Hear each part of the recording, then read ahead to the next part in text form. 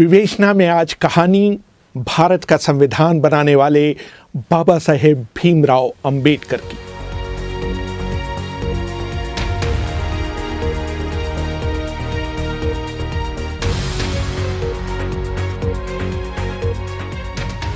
अभिवादन स्वीकार करिए रेहान फजल का।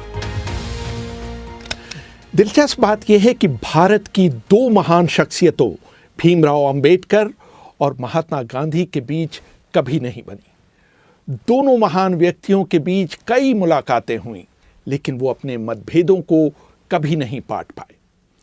आज़ादी से 2 दशक पहले अंबेडकर ने अपने आप को अपने अनुयायियों के साथ स्वतंत्रता आंदोलन से अलग थलग कर लिया था। अछूतों के प्रति गांधी के अनुराग और उनकी तरफ से बोलने के उनके दावे को अंबेडकर एक जोड़ तोड़ की रणनीति मानते थे।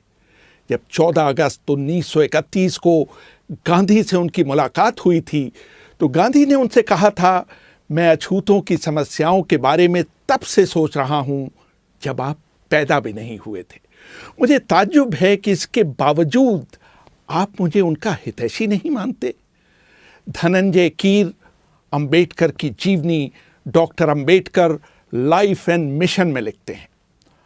अंबेडकर ने गांधी से कहा, अगर आप अछूतों के खैरख्वाह होते तो आपने कांग्रेस का सदस्य होने के लिए खादी पहनने की शर्त के बजाय अस्पृश्यता निवारण को पहली शर्त बनाया होता। किसी भी व्यक्ति को जिसने अपने घर में कम से कम एक अछूत व्यक्ति या महिला को नौकरी नहीं दी हो, या उसने एक अछूत व्यक्ति के पालन पोषण का बीड़ा न उठाया हो, या उसने कम से कम सप्ताह में एक बार किसी अछूत व्यक्ति के साथ खाना न खाया हो, तो उसे कांग्रेस का सदस्य बनने की अनुमति नहीं दी जानी चाहिए थी। आपने कभी भी किसी जिला कांग्रेस पार्टी के अध्यक्ष को पार्टी से निष्कासित नहीं किया जो मंदिरों में अछूतों के प्रवेश का विरोध करते देखा गया हो।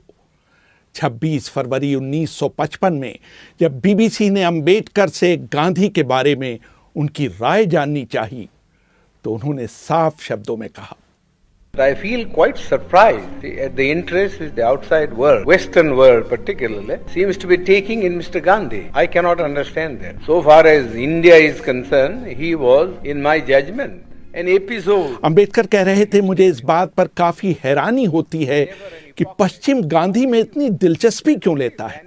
जहां तक भारत की बात है, वो देश के इतिहास का एक हिस्सा भर हैं, कोई युग निर्माण करने वाले नहीं।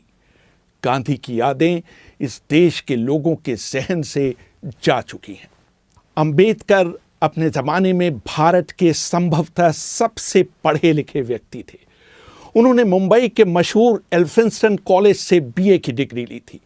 बाद में उन्होंने कोलंबिया विश्वविद्यालय और लंदन स्कूल ऑफ इकोनॉमिक्स से पीएचडी की डिग्री प्राप्त की। शुरू से ही वो पढ़ने, बागवानी करने और कुत्ते पालने के शौकीन थे। उस जमाने में उनके पास देश में किताबों का संभवतः सबसे बेहतरीन संग्रह था। मशहूर किताब इनसाइड एशिया के लेखक जॉन गुंथर ने लिखा है कि जब 1938 में मेरी राजगृह में अंबेडकर से मुलाकात हुई थी, तो उनके पास 8000 किताबें थीं। उनकी मृत्यु तक ये संख्या बढ़कर 35,000 हो चुकी थी। बाबा साहेब अंबेडकर के निकट सहयोगी रहे शंकरानंद शास्त्री अपनी किताब my experiences and memories of doctor Baba Saheb Ambedkar में लिखते हैं, मैं रविवार 20 दिसंबर 1944 को दोपहर 1 बजे अंबेडकर से मिलने उनके घर गया। उन्होंने मुझे अपने साथ जामा मस्जिद इलाके में चलने के लिए कहा। वो इन दिनों पुरानी किताबें खरीदने का अड्डा हुआ करता था। मैंने उनसे कहने की कोशिश की कि दिन के खाने का समय हो रहा है, लेकिन उन पर इसका कोई असर नहीं हुआ। जामा मस्जिद में होने की खबर चारों तरफ फैल गई और लोग उनके चारों ओर इकट्ठा होने लगे।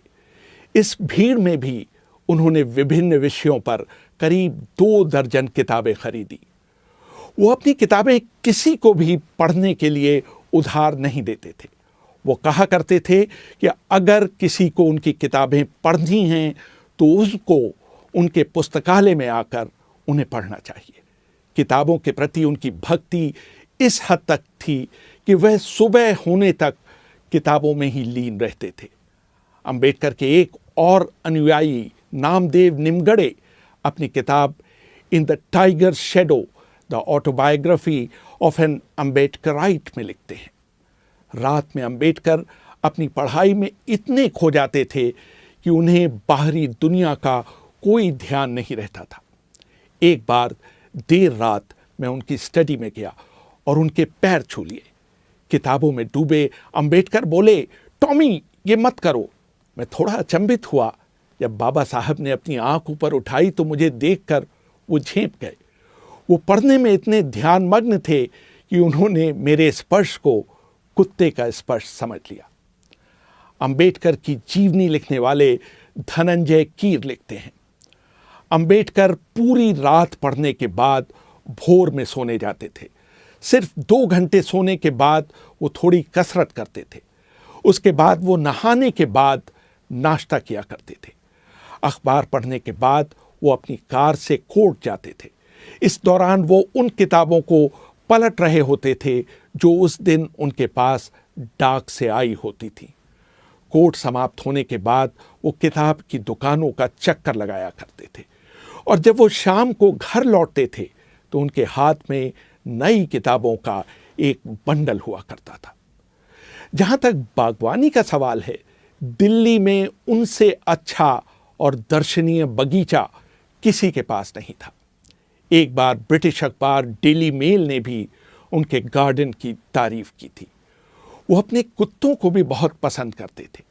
एक बार उन्होंने बताया था कि किस तरह उनके पालतू कुत्ते की मौत हो जाने के बाद वो फूट फूट कर रोए थे।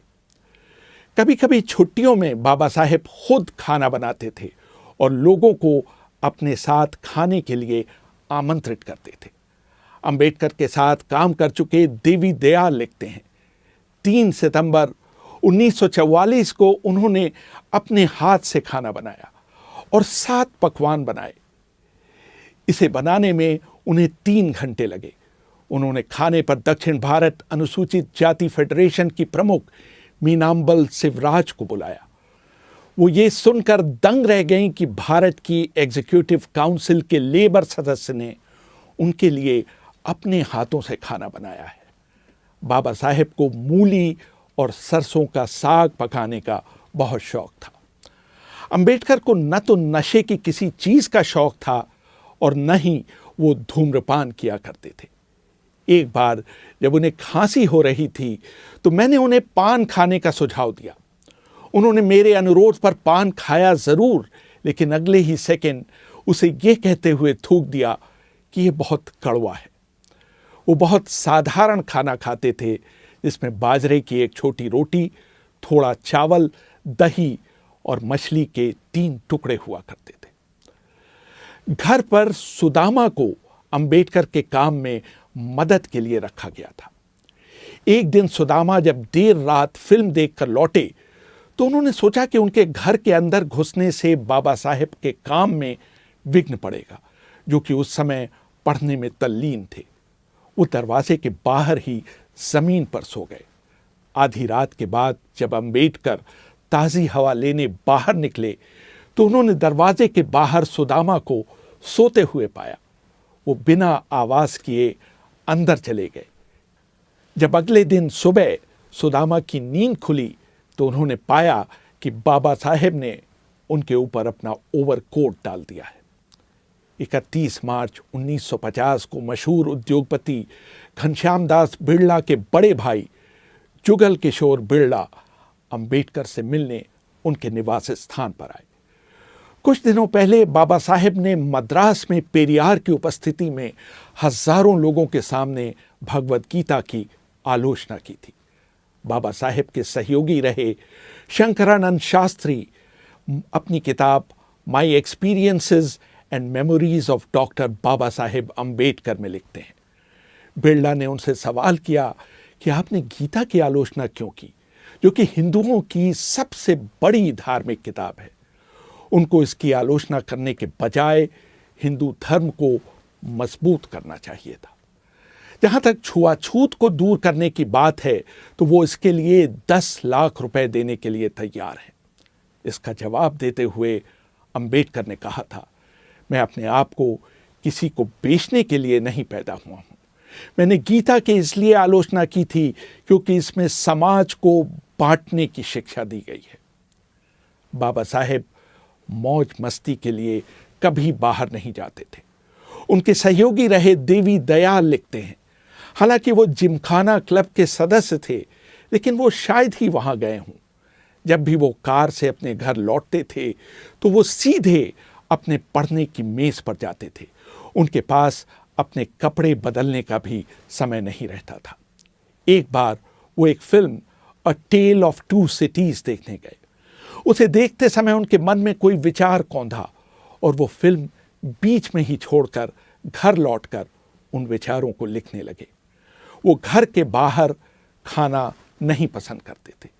जब भी कोई उन्हें बाहर खाने पर ले जाना चाहता था तो उनका जवाब होता था, अगर तुम्हें मुझे दावत ही देनी है तो मेरे लिए घर पर खाना ले आओ।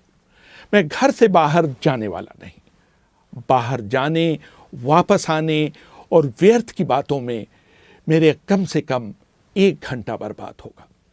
इस समय का इस्तेमाल मैं कुछ बेहतर काम के लिए करना चाहूँगा। अपने जीवन के अंतिम पड़ाव में बाबा साहेब ने वायलिन सीखना शुरू किया था। उनके सचिव रहे नानक चंद रत्तू अपनी किताब last few years of doctor Ambedkar में लिखते हैं, एक दिन मैंने उनके बंद कमरे में चुपके से झांक कर एक अद्भुत नज़ारा देखा था। बाबा साहेब दुनिया की चिंताओं से दूर अपने आप में मग्न कुर्सी पर बैठे वायलिन बजा रहे थे। मैंने जब ये बात घर में काम करने वाले लोगों को बताई तो सब ने बारी बारी से जाकर वो अद्भुत दृश्य देखा और आनंदित हुए। रेहान फजल, BBC, दिल्ली।